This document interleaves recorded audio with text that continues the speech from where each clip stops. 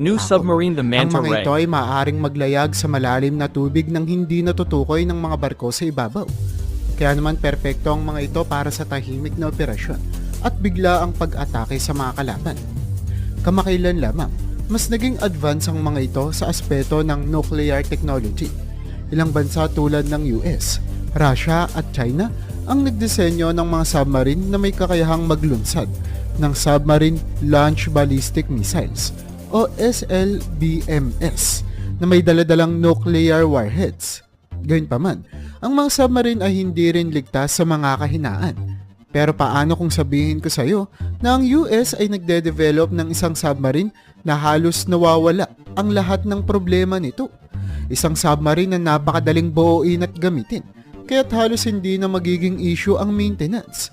Isa itong sasakyang pandagat na walang tauhan. Ganap na autonomous lamang, kaya't wala